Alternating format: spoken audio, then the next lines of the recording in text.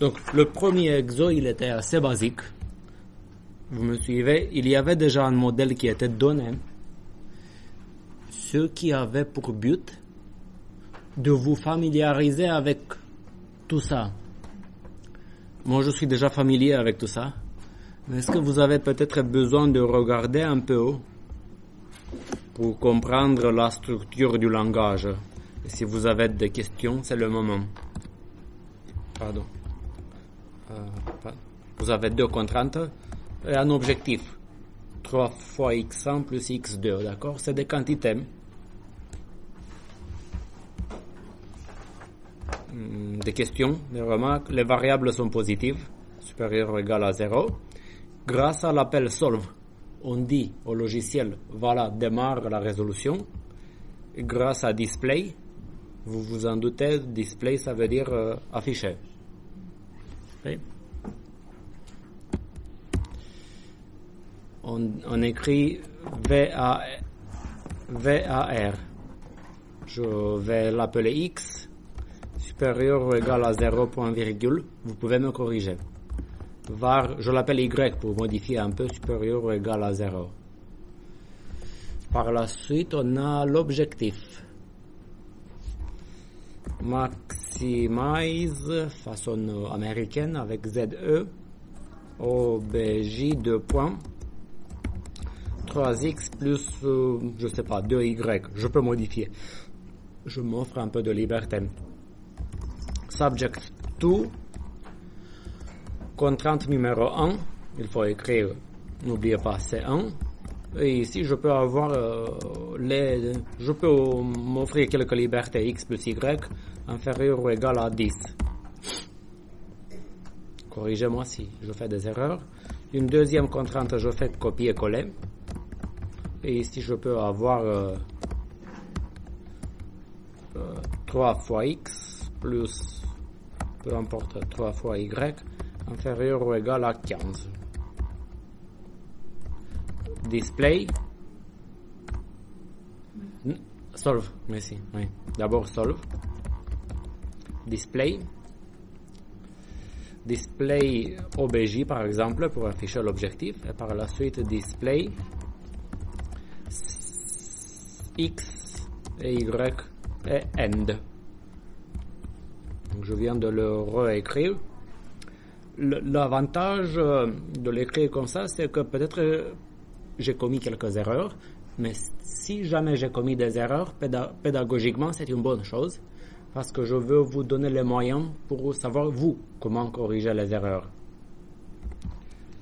N'oubliez pas que vous pouvez m'interrompre à tout moment.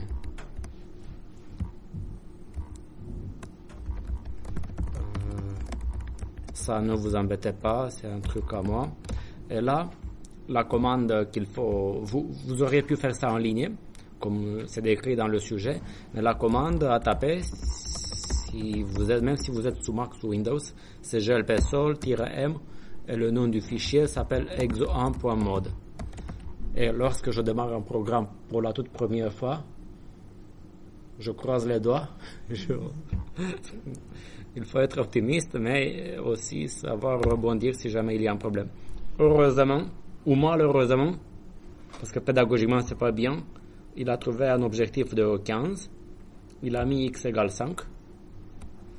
Et vous avez le droit de regarder un peu le modèle pour comprendre ce qu'il a fait, pour voir déjà si c'est crédible. Parce que mine de rien, on peut faire des erreurs. Il a préféré mettre x égale 5 et il a trouvé ça comme solution optimale. Est-ce que vous avez une intuition? Je pose la question au niveau de l'intuition, je ne vous demande pas un formalisme. Pourquoi pensez-vous qu'il a fait ça? Pourquoi il a mis... Vous voyez, il a augmenté x jusqu'à la valeur max possible et il a laissé y à 0. Oui, c'est une question de... Oui, vous voyez. Imaginez que vous voulez vendre deux produits XY, une unité du produit X, ça vous donne 3 euros, et une unité du produit Y, ça vous donne 2 euros. Vous avez naturellement intérêt à vendre le plus de X. si jamais X et Y sont d'une certaine manière à l'égalité. Parce que la première contrainte peut juste vous dire que vous avez une quantité de 10 produits X et Y, mais s'il faut choisir entre X et Y, comme X est plus cher et vous voulez vendre, d'accord, vous préférez X. Et dans la deuxième contrainte, c'est un peu pareil. Les deux variables ont le même coefficient, 3. Donc, au niveau des contraintes, les deux variables X et Y, c'est pareil. Elles coûtent la même chose en termes de ressources, si vous voulez. Et si les deux variables coûtent la même chose en termes de ressources, et vous voulez vendre ce qui est le plus cher, d'accord? Dans ce cas-là, vous avez intérêt à vendre que du X, si vous voulez. Ok, je fais semblant de faire une erreur, parce que ça fait partie du jeu. Dites-moi, je tape quelque part. Voilà. Vous pouvez oublier, par exemple, de donner un nom à une contrainte. Comme vous démarrez, vous n'êtes pas si familier que ça avec moi, vous pouvez avoir peut-être la tentation d'écrire comme ça, la première contrainte. D'accord? Subject to, sujet à 2 points. Et il ne va pas vouloir. C'est comme ça, les ordinateurs, des fois, ils sont très procéduriers. Il faut lui donner les choses à sa manière, selon une syntaxe fixée. On va voir ce qu'il dit.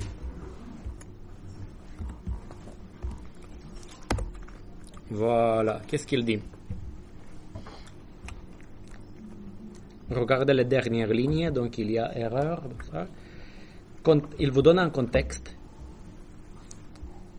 Regardez, et c'est l'avant-dernière ligne qu'il faut regarder, où il dit, qu'est-ce qu'il dit? Subject to, 2 points.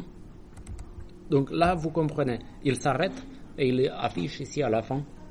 C'est là où ça fait mal, si vous voulez, à la fin de la ligne. Subject to, 2 points. En anglais, il dit name missing where expected, ce qui veut dire que le nom manque là où on l'attendait. Et il manque le nom de la contrainte. Donc, dans ce type de langage, on doit nommer les variables et aussi les contraintes. Et petite information à faire attention, exo1.mode 2.4. Vous savez ce que c'est ça? Le nom du fichier. Quatrième ligne, oui. La quatrième ligne, elle est là. Et vous pouvez utiliser un éditeur qui affiche, si vous voulez, le numéro de ligne. Donc, il a donné une information assez précise. À la quatrième ligne, il y a un problème.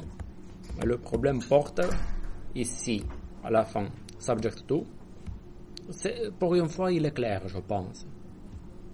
Donc, vous mettez le nom de la contrainte.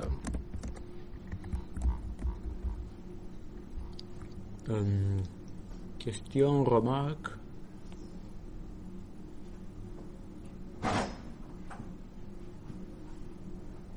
Oui? Oui, bien sûr, oui. C'est la syntaxe qui rappelle le C.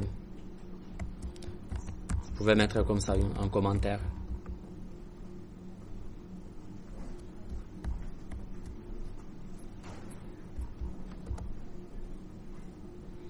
Voilà. Là, je viens de faire une modification et il me donne une autre erreur. À la ligne 6, il me dit C2 déclaré plusieurs fois. Pourquoi? Là, ici, c'est une erreur un peu plus difficile à corriger d'une certaine manière. Il y a un problème avec subject to C2. C2 déclaré plusieurs fois. C'est une question, c'est où le problème, en fait? Je l'appelle 2 fois C2. Ouais. Mais des fois, faites attention à ça. Des fois, si vous avez un gros programme, c'est un peu plus difficile à voir tout ça. Donc, je mets C1. Et ça fait la même chose. Sauf que ici, vous avez un commentaire. J'ai mis Toto. Votre collègue a posé la question. Ok. Exemple, pour aller jusqu'au bout, on partait d'un code de cette nature-là. Ok. Et je souhaite une modification. Ajouter une troisième variable x3. Un coef de 4 dans l'objectif.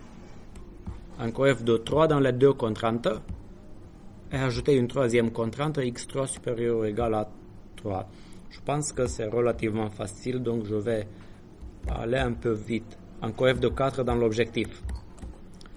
Donc déjà, je vais l'appeler Z. Bon, ok. X3 pour ceux qui suivent à distance peut-être. Et qui vont sauter dans la vidéo. Ouais, les gens regardent les vidéos aujourd'hui. On ne regarde pas une vidéo de A à Z, donc vous me suivez de A à Z.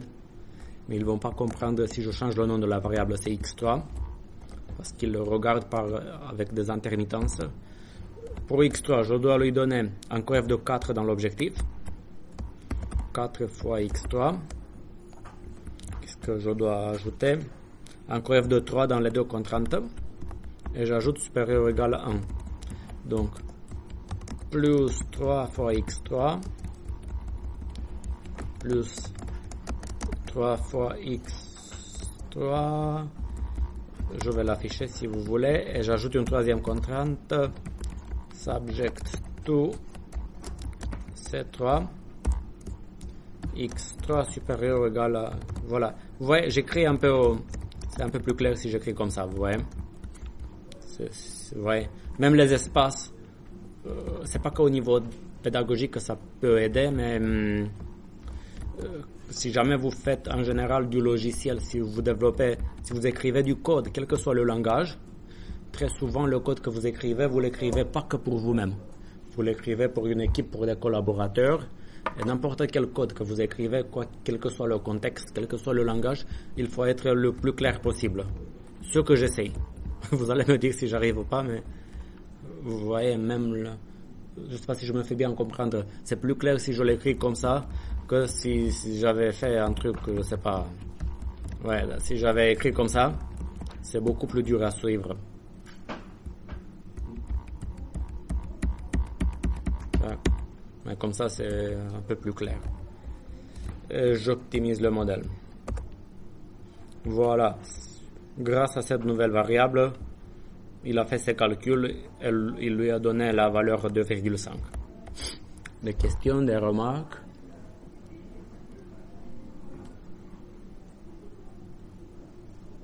Oui? Dans le TP, c'est la même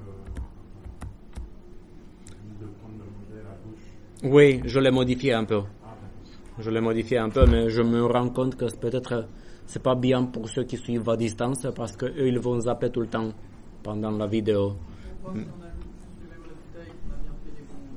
On peut faire, oui. Donc je reprends alors je vais reprendre au moins les mêmes valeurs.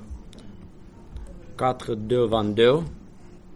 Donc ici j'ai 4, 2 inférieur ou égal à 22. 4, 2, 22, 6, 30. 6, 30. Je pense que c'est ça. La seule modification, c'est ce que j'appelle pas x1 et x2, mais x et y. Tac, 4, 2, 6, 30. Je pense que c'est bon. Pardon? Ah, l'objectif. Bien. 3, x2. Comme ça. Oui. Il m'a donné ça, vous pouvez vérifier. Vous avez eu la même chose? Ok, parfait. Tac, je passe à l'exo 2 parce que donc ici vous voyez, si vous voulez lancer ça en ligne, vous utilisez ce site-là. Vous pouvez utiliser un IDE GUSEX sous Windows que vous pouvez télécharger si vous allez sur la page web de l'unité d'études qui concerne ma partie. Vous avez la possibilité d'utiliser des machines virtuelles si vous voulez. Ok, mais je passe à l'exode 2, où on commence déjà, on se pose d'abord une question, on va regarder un peu le sujet avant de se lancer dans le code. On a un sac à dos, et on suppose que dans chaque boîte, c'est du liquide ou du blé, quelque chose qu'on peut couper. J'ai le droit de prendre un tiers d'un article, une moitié d'un autre, je peux les couper. D'accord? Et on souhaite prendre le plus de marchandises pour maximiser le profit. Je pense que je peux donner ce cours-là aux gens qui travaillent au marché. Ils doivent souvent se poser des questions de cette nature-là. On a 15 kilos qui rentrent dans le sac. Déjà de tête, qu'est-ce qu'il faut faire pour s'entraîner un peu? Qu'est-ce qu'il va faire en marchant? Qui se pose peut-être un jour cette question-là, ou une question de cette nature. Qu'est-ce qu'il va faire? Il veut vendre le plus, d'accord? Il veut maximiser le profit. Est-ce qu'il a intérêt, par exemple, quel est le produit qui va intéresser le vendeur le plus? Lequel? Celui qui coûte le plus cher par kilo. Vous comprenez? Donc, parce que par exemple, c'est celui-là qui coûte le plus cher en valeur absolue, mais comme il pèse 12 kilos, en fait, celui-là lui rapporte 1 euro et quelques par kilo. Mais celui-là, par exemple, ça lui apporte 2,5 euros par kilo. Celui-là, pareil, 2,5 euros par kilo. Donc, c'est très intéressant. Les articles en bas sont les plus intéressants. Par la suite, c'est celui-là, 1,5 euros par kilo. Donc, du coup, ici, on peut fonctionner avec une méthode glouton. Le marchand, qu'est-ce qu'il va faire? Il va mettre vite dans le sac ces deux-là. Donc, comme ça, il aura utilisé 6 kilos et il aura gagné 15 euros. C'est déjà très intéressant. Qu'est-ce qu'il va faire par la suite?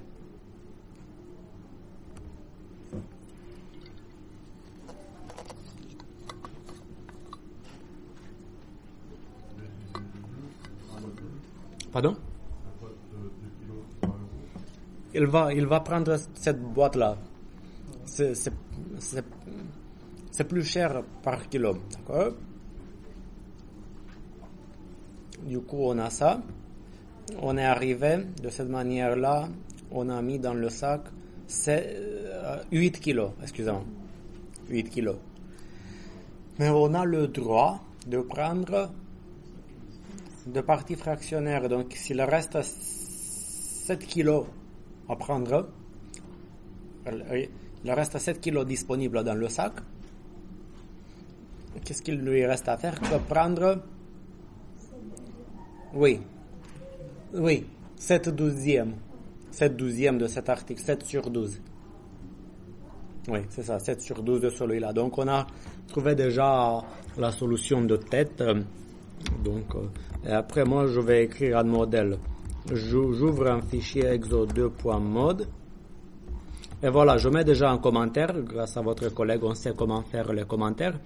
Et je vais écrire ce qu'on a décidé, nous, de prendre. Donc, j'ai dit 10 euros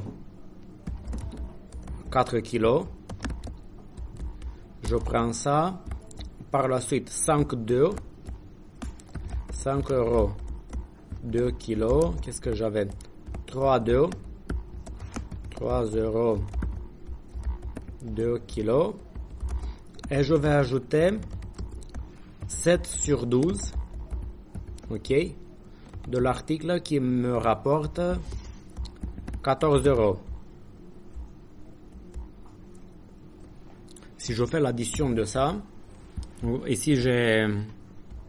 Bon, c'est pas une formule mathématique, vous comprenez ce que je veux dire? Ici j'avais... tac. Donc ça va me donner... Ça va faire... L'addition, ça va faire 10 plus 5 plus 3 plus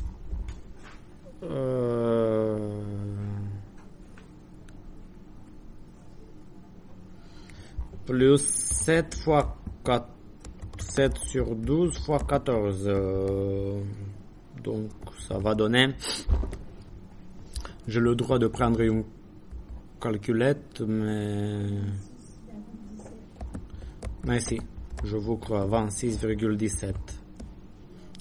Vous pouvez vérifier le calcul si jamais je me trompe, prenez une calculette, je vais corriger par la suite.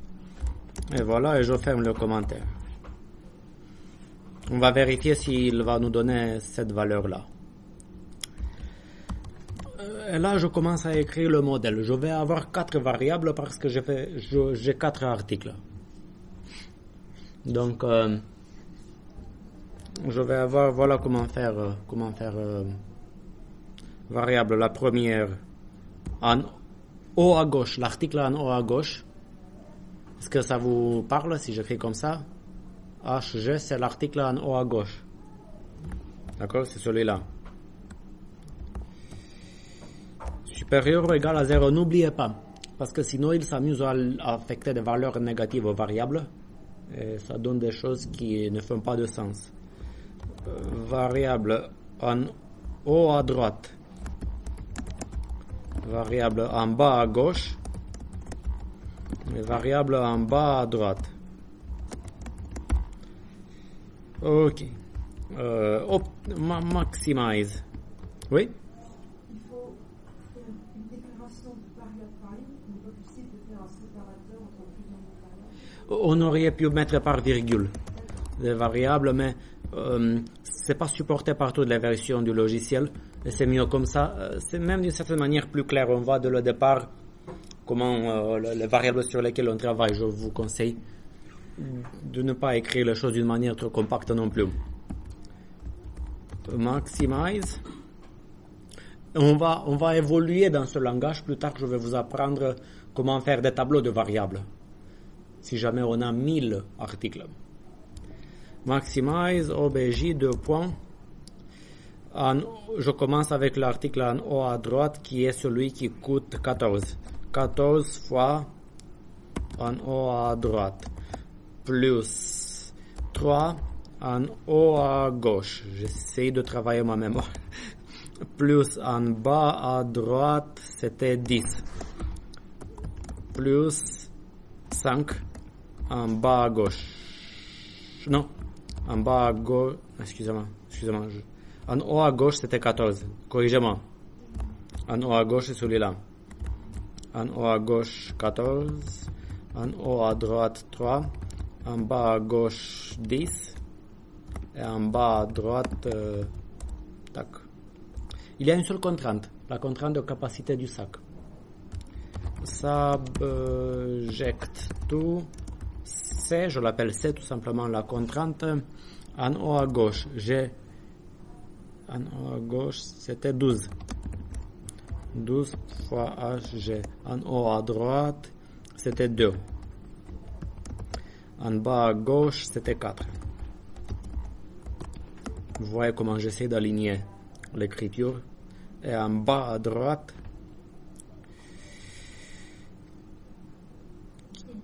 combien? Merci. Inférieur ou égal à 15. Solve. Display, j'écris que l'objectif. Et après, j'écris chaque variable si vous voulez. En haut à gauche, en haut à droite, en bas à gauche, en bas à droite. End. Et là, je vais croiser les doigts, comme d'habitude. Exo2. Tac. Exo2.mode. Voilà, c'est pas correct, mais pédagogiquement, c'est très très bien d'avoir cette réponse. Il a décidé de prendre 3 copies, 75 de l'article en bas à gauche. Il a pris celui-là 3 fois et demi, en plus, 3 fois, 75 fois. Pourquoi? Qu'est-ce qu'il manque? Il faut préciser qu'on ne peut pas prendre un article plusieurs fois. Chaque article doit être considéré au maximum une fois. Ok.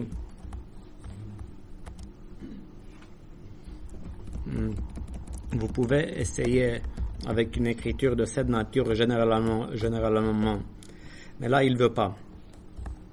Donc, dans d'autres langages, c'est possible. Tac, tac. Là, si j'écris comme ça. Tac, tac.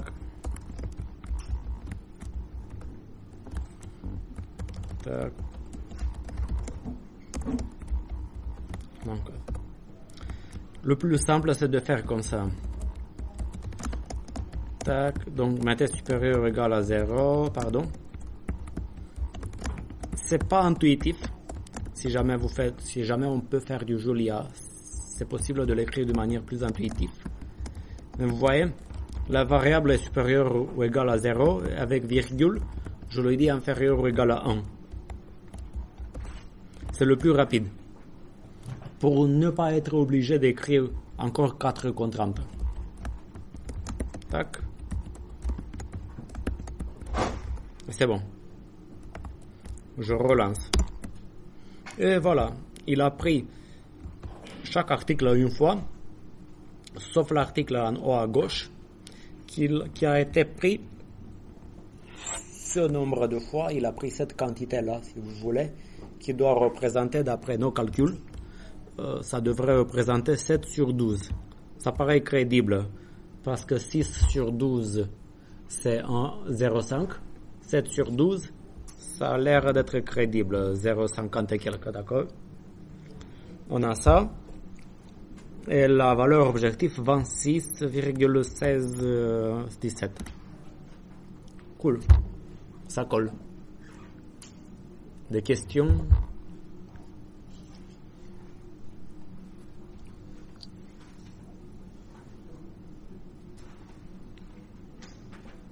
Pourquoi au début il a fait le 364? Parce qu'on n'avait pas précisé que la quantité qu'on peut prendre pour chaque article est au maximum une fois. Ici, je lui précise que j'ai le droit de donner à chaque variable une valeur supérieure à 0 et inférieure ou égale à 1. Si je lui donne pas ça, il peut s'amuser à prendre chaque variable plusieurs fois. Chaque article 3 fois et quelques. Ouais. J'aurais pu avoir aussi un problème de cette nature, mais c'est pas le cas.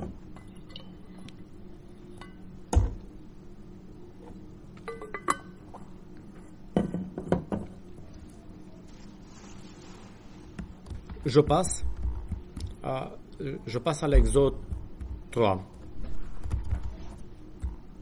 Ici, on passe en mode binaire.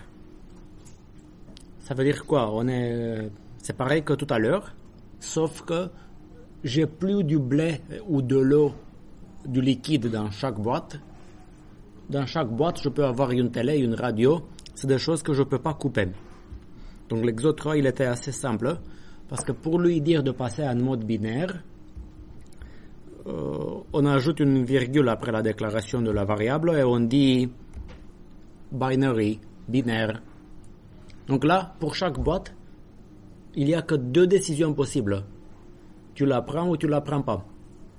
Tu peux pas prendre une boîte et demie, tu peux pas prendre 7/12. Tu la prends ou tu la prends pas. Ça, c'est le binaire.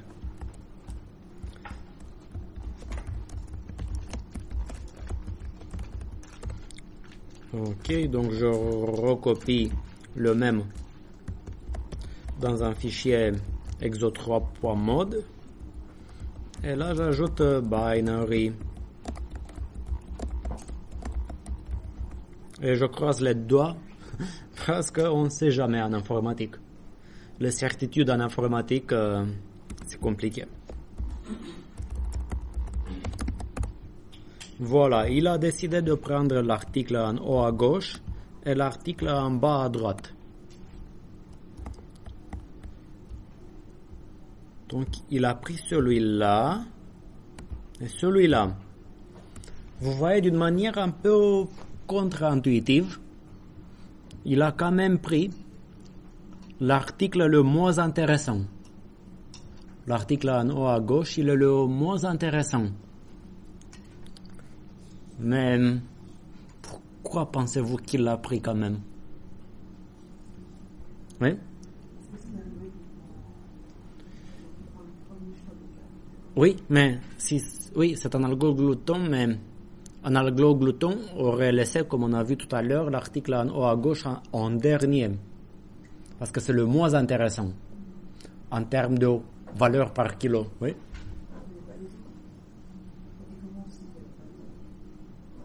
J'ai pas compris. Oui? Oui. En fait, non, c'est l'algoglouton qui est séquentiel. Mais en fait, le problème, c'est que lorsqu'on passe en mode binaire, l'astuce, c'est que l'algoglouton, il donne plus la solution optimale, en fait. Oui? En fait, enfin, je crois que c'est parce que soit il choisit l'article, soit il ne choisit pas. S'il choisissait ce qui était plus intéressant, il manquerait des autres qui étaient. Oui. Du coup, il prend celui qui se rapproche plus.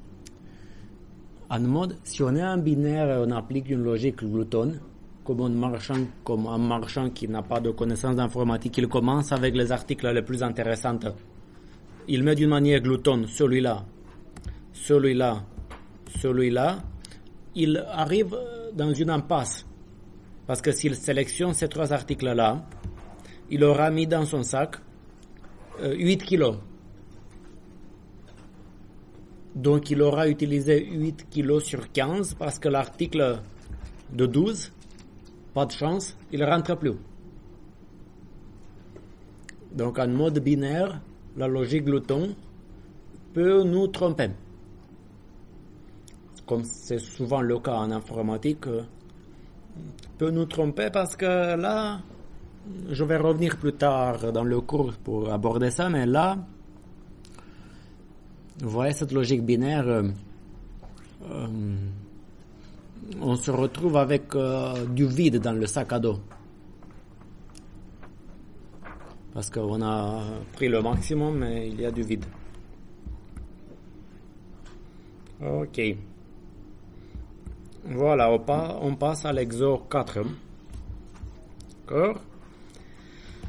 On a le sac à dos. On maximise le profit. Tout le monde le sait bien, c'est ça l'objectif de la vie, pour beaucoup. On ne peut pas sélectionner un article plusieurs fois, mais on peut prendre une partie fractionnaire de la quantité disponible du riz et du blé. C'est logique. Si j'ai un sac de blé, je peux sélectionner que la moitié du sac. Mais si j'ai une télé, je ne peux pas couper la télé en deux et mettre que la moitié d'une télé dans le sac à dos. Ouais. Voilà, la première question, c'est un peu pareil pour s'entraîner un peu. Quelle est la meilleure solution que vous pouvez vous trouver en quelques minutes comme ça, juste pour tester la solution que la machine va nous donner. On ne veut pas être quand même dépendant de la machine. Si jamais la machine nous renvoie des choses aléatoires qui ne font pas de sens, on doit avoir une certaine vision du problème. À votre avis, qu'est-ce qu'on doit prendre ici? On n'utilise pas d'ordinateur comme ça, de tête. Quelle est la stratégie optimale ici?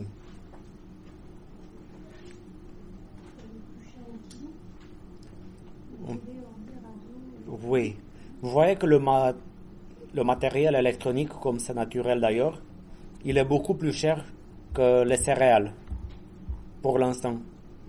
Donc, et tout le matériel électronique, il rentre dans le sac. Ça va occuper 17 kilos. Et ici, je gagne un profit chiffré en centaines. Alors que le blé, ça me rapporte des profits chiffrés en quelques unités. Donc, une fois qu'on a mis ici, une fois qu'on a mis les 17 kilos de matériel électronique qui me rapporte 1800 €, je pense, il nous reste 3 kilos. Qu'est-ce qu'on fait avec les 3 kilos qui nous restent? Qu'est-ce qu'on met dedans, du blé ou du riz? Pourquoi du riz?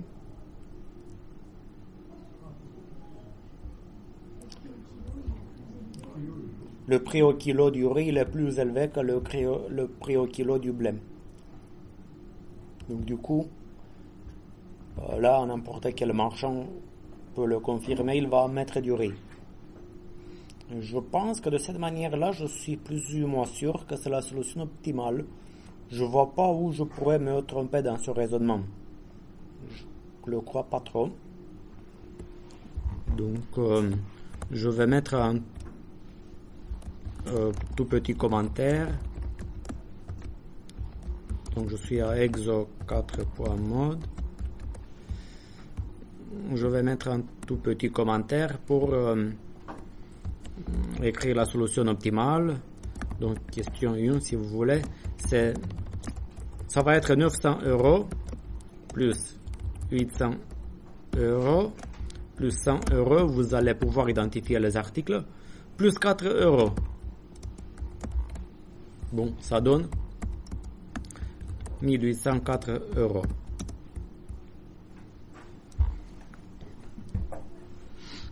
On écrit le modèle GLP-SOL pour le point numéro 2. La question numéro 2, on écrit le modèle GLP-SOL. Ok. Voilà comment je vais écrire pour que les choses soient... Ça fait partie du jeu aussi. Pensez aussi à faire ce type de... Comment on fait pour que la solution soit très compréhensible pour quelqu'un qui le lit à la va-vite. Parce qu'aujourd'hui, on fait on fait tout à la va-vite un peu. Au lieu de nommer les variables x1, x2 ou x, y, z, t, je pense que je vais les nommer t, o, r, b, r. D'accord? Pour télé, ordi, ça va être clair. Blé, riz. Donc, var t supérieur ou égal à 0, inférieur ou égal à 1. C'est marqué. J'ai une seule unité de chaque produit disponible. Ça, c'est la télé. Vous avez compris. L'ordinateur. Pareil. J'ai le droit d'utiliser copier-coller. Des fois, on a le droit. Des fois, ça nous... Le copier-coller en informatique, des fois, c'est très utile. Mais des fois, on peut se casser les dents si on ne fait pas attention. Donc, j'ai déclaré les variables. Et on écrit. Oui? Ah, radio et riz. Ah, bonne observation. Je vais écrire riz comme ça pour qu'on fasse la différence. D'accord? Bonne observation. Maximize OBJ. Qu'est-ce que j'ai? 900 fois la télé plus 800 fois l'ordi plus 100 fois la radio plus 6 fois le blé plus 4 fois le riz. Subject 2, j'appelle la contrainte C, 14 fois la télé, plus 2 kg l'ordi, plus 1 kg la radio, plus 100 kg le blé, plus 3 kg le riz, inférieur ou égal à 20. Okay. Je vais, excusez-moi, tac. J'essaie de faire tout rentrer. Comme ça, on voit. Ok. Pardon. Solve. display OBJ. Et je me suis rendu compte qu'il manque quelque chose. Après display télé, ordinateur, radio, blairy. End. Mais il manque quelque chose. J'ai oublié quelque chose.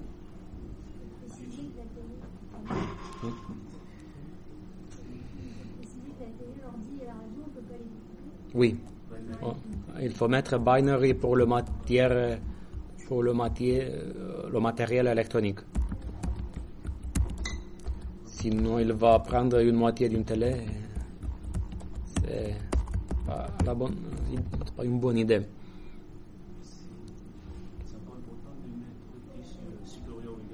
Plus besoin. Voilà, c'est plus rapide comme ça, plus besoin. Et là, je vais tester. Tac. Je suis à Exo 4.mode. Il a pris tout le matériel électronique, télé, ordinateur, radio et le RIB. Et ça donne 1804. Comme on avait trouvé ici. Donc on vient de faire la question 2, on a écrit le modèle GLP Sol et on a confirmé ce qu'on avait dit ici. Numéro 3, on modélise une contrainte de plus. Et là, le problème va devenir plus difficile à résoudre de tête. On n'a pas le droit de prendre 2 articles électroniques. Au maximum, un seul article électronique au maximum. Qu'est-ce qu'on doit faire pour satisfaire cette demande? Donc, je vais résoudre ça. Qu'est-ce qu'on fait? Un seul produit électronique. Ce qui est logique, si je mélange dans un seul sac à dos un ordi et une télé, c'est pas génial à transporter. C'est-à-dire que T plus O plus R, ça doit être plus petit que 1? Oui, T plus O plus R inférieur ou égal à 1. Et vous allez voir naturellement, la solution va changer. Donc, ça, j'éjecte tout. Et là, je peux donner un nom à la contrainte. Et vous comprenez à quoi c'est peut-être utile avoir pour chaque contrainte un nom. Parce qu'on voit ce que ça fait. Ici, j'aurais pu avoir une contrainte que j'appelle capacité. Ça, c'est une contrainte de capacité. Et ici, j'ai une contrainte que j'appelle au max un article élec. C'est plus ou moins compréhensible. Au maximum un article électronique où je dis télé plus ordi plus radio inférieur ou égal à 1. Vous comprenez la logique, le nom de la contrainte donne une information utile à celui qui essaye de lire et de comprendre. Pour les étudiants qui vont regarder ces solutions-là à distance, ils vont peut-être se retrouver plus vite. Qu'est-ce qu'il va faire lorsque je vais démarrer, à votre avis? Qu'est-ce qu'il va prendre?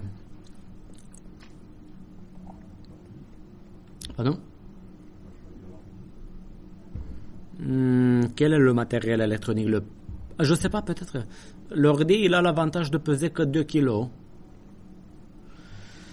Mais si on met l'ordi, on est à 800 €. Mais même si je mets tout le riz et le blé, je vais finir... si je mets l'ordi, admettons, je vais pouvoir mettre à côté tout le riz et le blé qui coûte 10 € ensemble, le riz et le blé. Ça me donne un profit de 810. Qu'est-ce qu'on doit faire, hein? Bon, je sais pas. On peut faire mieux. Déjà, si on prend la télé, on est déjà à 900 €. Le principal profit, il est assuré, je dirais. Parce que comparer la télé, le prix d'une télé comparé au prix du blé, c'est rien. le prix du blé. Donc comme ça, j'aurais mis 14 kilos. Mais bon, on résout le problème jusqu'au bout, même si c'est des petites quantités. Qu'est-ce qu'on met par la suite?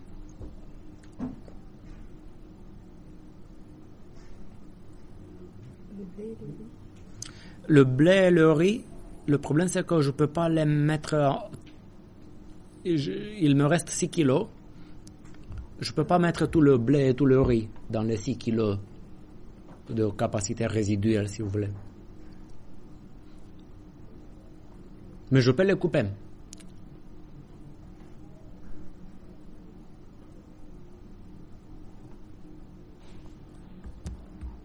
« 907 et quelques, oui. Donc, encore une fois, si vous mettez capacité avec un accent, ça risque de poser des problèmes. Ne mettez pas d'accent dans le code source. Et cette contrainte modélise le fait que je dois prendre une télé, je ne peux pas prendre 2 articles électroniques.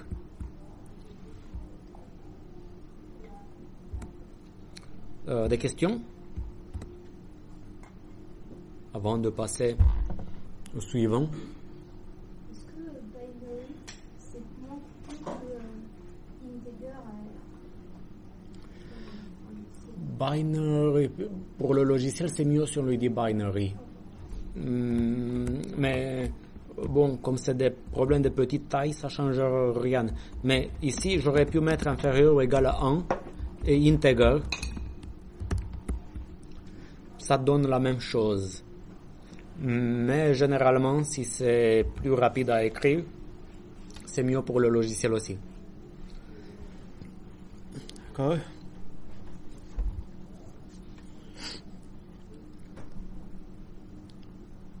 D'accord. On continue.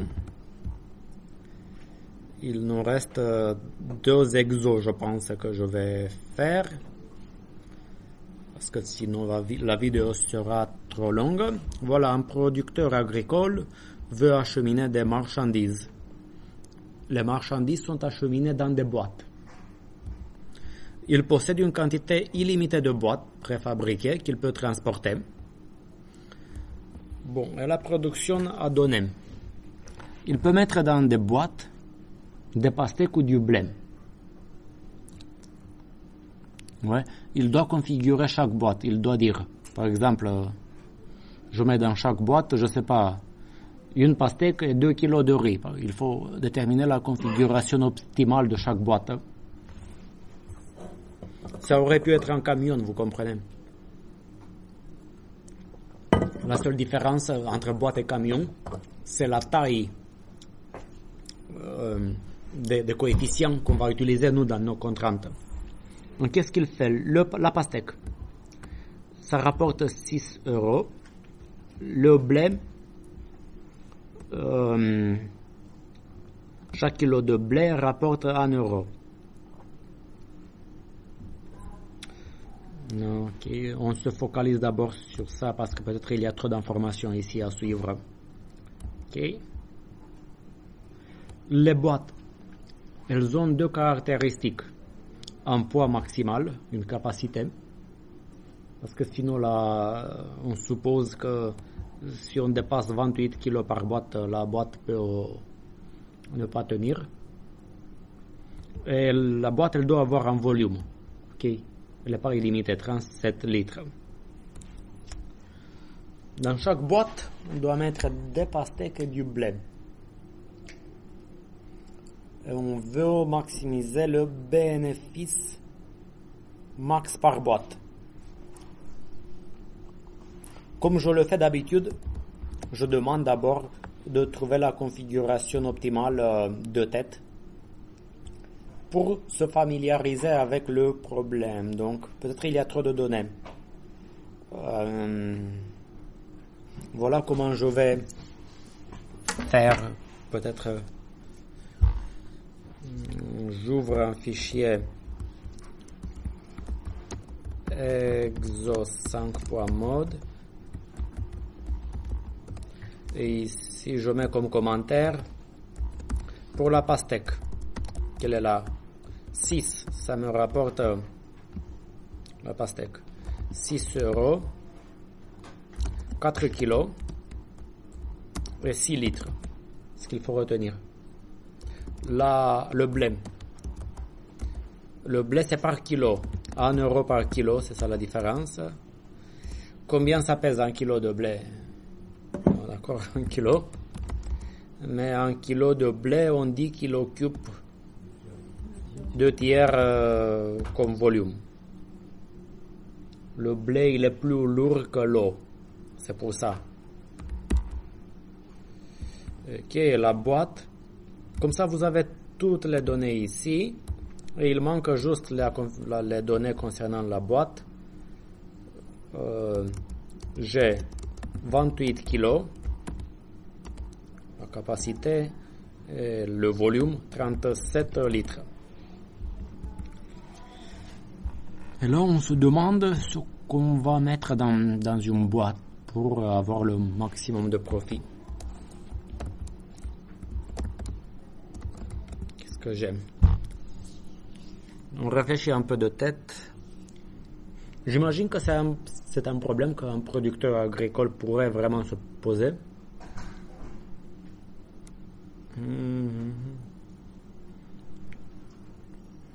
Là, c'est un peu plus compliqué, je pense, que d'autres choses qu'on a vues. De manière intuitive, je pense que c'est pas si facile que ça. Dites-moi si vous avez des intuitions. La pastèque, elle est plus chère. 1 kilo. Donc on a envie de mettre le maximum de pastèque. Et si on en met 6, on ne dépasse pas les 37 litres et les 24 kilos. Oui, la pastèque elle est plus chère par kilo. Ça, on le voit. Parce qu'un kilo de pastèque rapporte 6 sur 4. Mais au niveau du volume, qu'est-ce qu'on a? 1 litre rapporte 1 euro, alors que, si vous voulez, 1 litre de blé rapporte un peu plus qu'1 euro. Ça veut dire, en termes de prix par volume, le blé, il est plus cher par volume. Donc, la pastèque elle est plus chère par kilo et le blé par volume. Ce qui fait que, voilà, mine de rien, c'est un peu plus dur à dire qu'il faut prendre le max de pastèque ou le max de blé.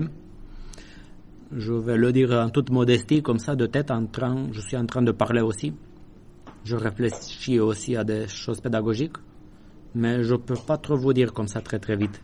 Moi, ce qu'il faut faire dans ce cas-là, c'est peut-être bien de se poser la question de quelle contrainte est plus, disons, laxiste. Parce que par exemple, si j'avais eu ici, je sais pas, 1000 litres, admettons pour les besoins de la démonstration, mais si le volume il était quasiment illimité, la question du prix par litre n'a plus trop d'importance. Parce qu'on a des litres. Okay? Mais par contre, si il y a très peu de volume, la contrainte elle a plus de poids.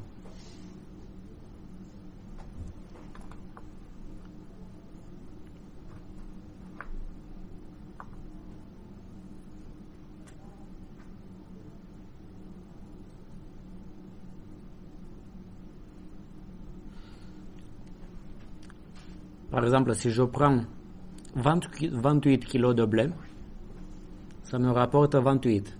Vous pouvez aussi raisonner comme ça. C'est des intuitions. Ça vous donne quelques idées. Je mets que du blé, ça me donne 28 euros. Si je mets toutes les pastèques possibles, je vais être bloqué par la contrainte de poids et je vais mettre 6 pastèques, c'est ça? Ça qui fait 36. Ce qui montre d'une manière intuitive que la pastèque est quand même plus intéressante pour ce type de données. Ouais, donc peut-être que la solution optimale va prendre le plus de pastèques. Mais après, vous allez voir, cet argument va tomber si j'augmente la capacité de 28. Et si jamais la contrainte de volume devient plus pesante si vous voulez. Ok, donc on va écrire var p supérieur ou égal à 0. Là, je peux mettre integer. C'est plus binaire. Parce que je peux mettre plusieurs pastèques. Var b supérieur ou égal à 0. Pas de contrainte sur le blême. C'est ni integer, c'est ni inférieur ou égal à 1. OBJ. Maximize OBJ.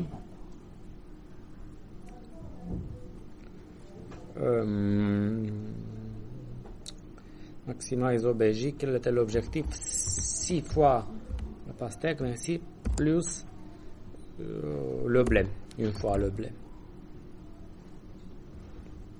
Ok. Subject to C1 au niveau du poids. Au niveau du poids, j'ai 4 fois la pastèque plus le blé inférieur ou égal à 28. Et subject to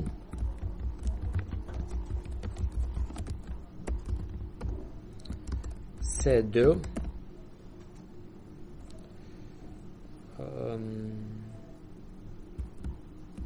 Qu'est-ce que j'ai?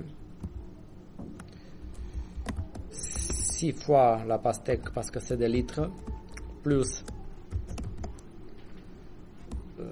je vais écrire plus 2, je peux écrire comme ça, fois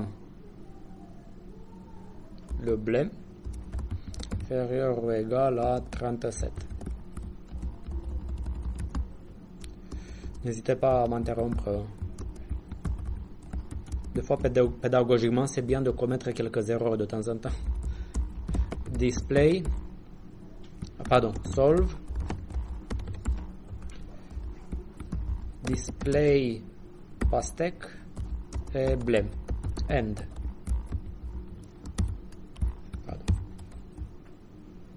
Voilà, tout est là. Pardon? Ah, bien sûr, oui, merci. Display OBJ.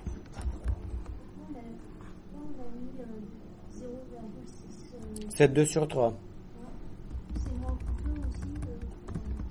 On met 2 sur 3.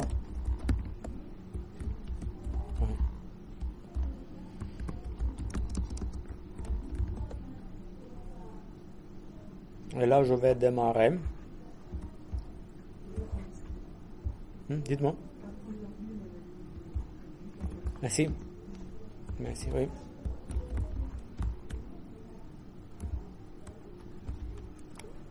Exo 5 mode. Ce que je comprends, on gagne 38 si on met 5 pastèques. Et ici, ça m'étonne, 8 kg de blé. Soit quelque chose nous échappe, soit j'ai pas vu quelque chose. Ouais, non, c'est ce qu'il dit. Voilà, on s'est peut-être trompé dans l'idée de prendre 6 pastèques. Si on avait pris 6 pastèques,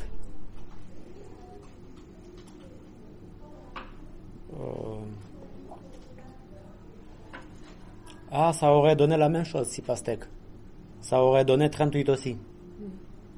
Parce que 6 pastèques, ça rapporte... Non? Excusez-moi, non, quelque chose m'échappe, dites-moi. Si j'avais pris 6 pastèques... Ah oui!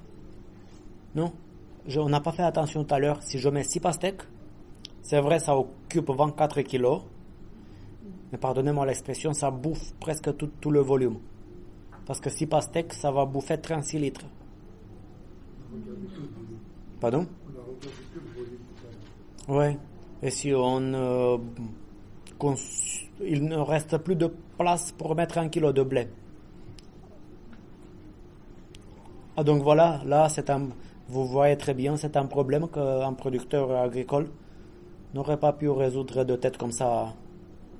Il aurait dû soit utiliser ce type de langage, soit vraiment se fatiguer la tête pour résoudre ça de tête sur papier. Je vois pas d'autre solution, mais comme ça de tête, c'est pas un problème à résoudre en une milliseconde de tête.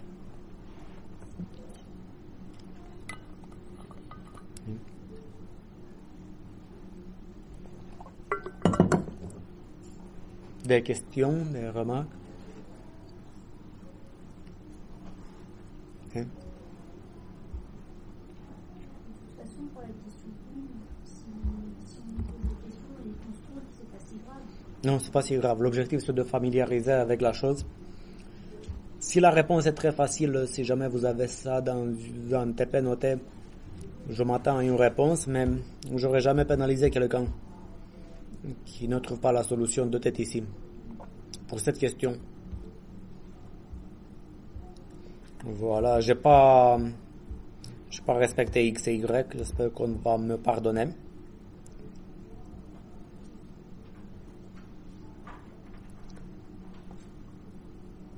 Oui, donc on a écrit j'ai sauté la question 2 si vous voulez écrire le modèle mathématique dans un fichier exo5.txt. Le modèle mathématique, ça veut dire quoi? Je prends ça, grosso modo, si vous voulez, le modèle mathématique pour moi c'est ça, avec l'information que P et B c'est des variables, B c'est juste un nombre réel positif et P c'est intègre.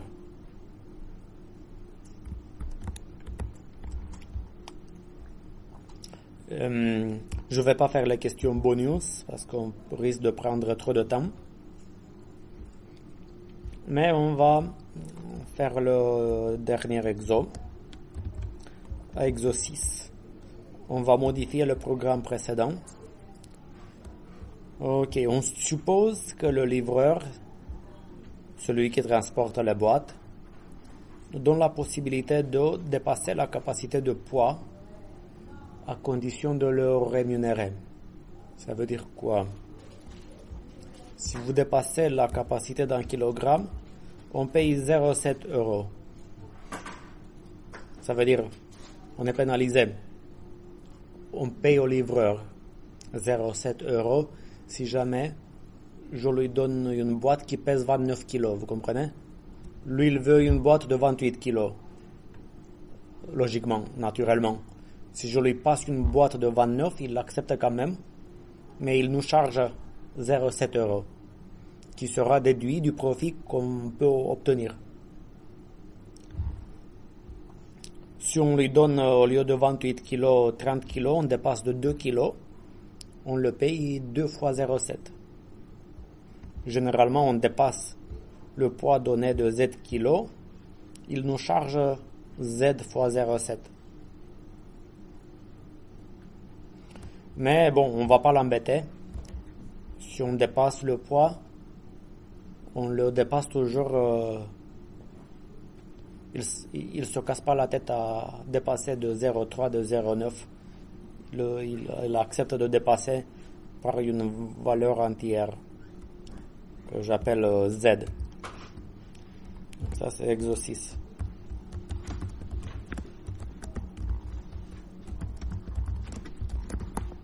J'espère que vous voyez grâce à ce type d'exo qu'on peut modéliser et résoudre des problèmes qui apparaissent dans la vie réelle.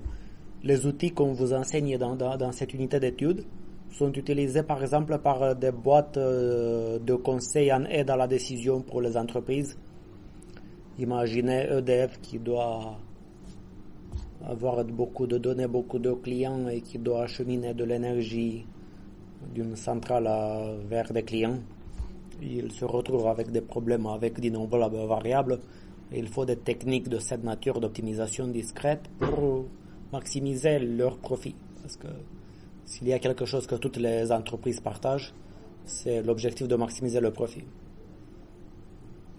Bon, on revient à notre problème. Donc, je peux dépasser le 28 d'une quantité Z et le livreur me charge 0,7 si je dépasse de Z. Comment j'écris? 28 plus Z ou alors on met moins Z à gauche. Oui, je mets 28 plus Z. Z, c'est ce qui dépasse. Le dépassement. Ok, dépassement d'un horaire, comme peut-être chez le médecin. Et il nous charge 0,7 par unité de dépassement. Tout à fait. Var Z supérieur ou égal à 0, je dépasse. Et intègre. Non, c'est ça. Il dit qu'il se fatigue pas, vous comprenez, à faire un dépassement non entier. Et je vais relancer. Donc tout à l'heure, il y avait un profit de 38. D'abord, je pose une question comme ça avant de le lancer. Si j'ajoute cette option, la possibilité de dépasser, le profit, la valeur que le logiciel va afficher, est-ce qu'elle peut diminuer, rester fixe ou augmenter? Elle peut rester fixe ou augmenter. Mais est-ce qu'elle peut diminuer? On ne diminue pas parce qu'en fait, on a un problème de départ et on se donne plus de liberté par rapport au problème de départ, donc on peut que augmenter. Parce qu'au pire, s'il ne veut pas utiliser cette option, il va prendre Z égale 0 et avec Z égale 0, on gagne les 38. Donc la seule question, c'est on ne peut pas perdre si on a plus de possibilités. Ça s'appelle une relaxation du problème de départ. On part d'un problème, on le relâche. On n'est plus relâché dans les non-possibilités. Donc on peut que ça peut que améliorer les choses. Exo 6.mode. Problème. Oh, je ne l'ai pas sauvegardé, c'est bête. Tac, tac, tac. Ah, non. Je l'ai mal sauvegardé avec la bonne extension, excusez-moi. C'est une manip. Problème de manip.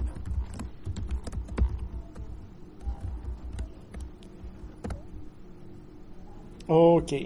On nous a donné un profit de 38.6 avec 5 pastèques et 10 kg de blé. Et j'affiche Z aussi. Donc si vous voulez, tout à l'heure on avait combien? Tout à l'heure on avait 5 pastèques, 8 kg de blé. Ça nous donnait 38. Il a ajouté 2 kg de blé. Et avec 2 kg de blé, avec ce qu'on se fait charger, le moins 7 fois Z, il passe de 38 à 38.7. Ok, vous comprenez. Si on se fait charger 7 euros par kilo, par exemple, ce qui est un coût trop élevé, on va finir avec Z égale 0. Et on revient à 38. Et si le livreur nous charge très peu, là, les choses vont encore évoluer. S'il nous charge que 0,1 par kilo, je pense qu'on peut faire beaucoup mieux, je pense. Voilà, un peu inattendu, s'il nous charge que ça, il arrive à 52.7 et qu'est-ce qu'il fait? Il relâche la contrainte de poids, ça veut dire, il met 28 kg de plus. S'il met 28 kg de plus, ça veut dire qu'on se trouve avec une boîte dans laquelle on se permet de mettre un très grand poids. Et dans ce cas-là, c'est plutôt la contrainte de volume qui va être plus serrée. Si j'élargis les kilos à une très très grande quantité, la contrainte de poids, elle va être très très faible. Parce que j'ai beaucoup de kilos disponibles. C'est vrai, je paye ça, mais je paye très très peu. Je paye le livreur me charge très très peu, donc comme ça je me permets de prendre tous les kilos que je veux, ça me coûte pas trop cher, mais je vais être limité dans ma logique par le volume de la poids qui n'est pas par le volume de la boîte qui n'est pas extensible. Le volume et le temps, c'est pas extensible. Le poids, dans ce type de problème, il est des fois extensible. Ok, bon, j'avais mis 0,7. Est-ce que vous avez des questions sur tout ce qu'on a vu sur ce type de problème? J'espère que vous avez compris que ça nous permet de modéliser des problèmes d'optimisation avec des variables continues, avec des variables binaires, entières. Et l'objectif du TP, c'était de faire une immersion dans ce monde-là pour voir quelles sont les possibilités du logiciel avant de s'attaquer à la théorie, si vous voulez. D'autres questions, remarques? Ok.